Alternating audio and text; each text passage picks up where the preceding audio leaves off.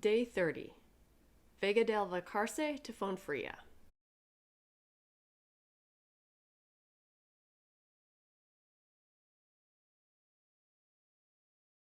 Mornings in the albergues can be interesting. There are some people that get up super early and fumble around in the darkness with their headlamps while trying to get everything packed up. There are others that like to sleep late, meaning after 7, and there are those that feel that 6:20 is an appropriate time for everyone to get up and just turn the lights on. We've been among the early risers only a couple of times, the late risers a few times, but most of the time we're amongst the middle risers and aren't the ones turning on the lights. This morning was very foggy and we set out on our way by 7 o'clock. We stopped for breakfast at a bar in Herrerias. Heather asked if they had eggs. He said no, only toast and coffee. About 5 minutes after we were sitting there eating our toast, he came to tell us the kitchen is now open and we could have eggs. The only reason we could think of for him not telling us this when we asked for eggs was he didn't know when the cook would show up. It's just a very different way of living in Spain.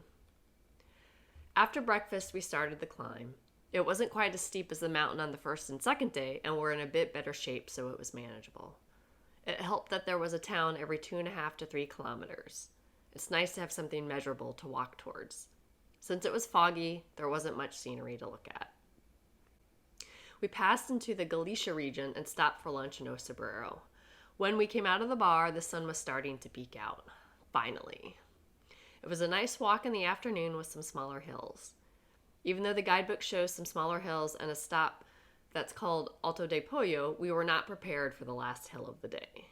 We were very tired and it seemed like the hill went straight up. During the last few kilometers, we struck up a conversation with mother-daughter duo Linda and Rebecca from Pennsylvania. It was hugely helpful in making the time go by quicker. The last few kilometers of the day are the most difficult. We checked into the albergue in Fonfría and had a standard pilgrim afternoon. Shower, laundry, bar for drinks, and Wi-Fi. There was a big community dinner across the street in a cool-looking round building. It had cooled off enough that they had a fire going in the fireplace. The first course of vegetable soup was very warming and delicious. The second course was beef and potatoes. And we had an amusing Spanish lesson, calor versus caliente and frío versus frío, with the Spanish women sitting around us. When we headed back to the albergue, it was raining.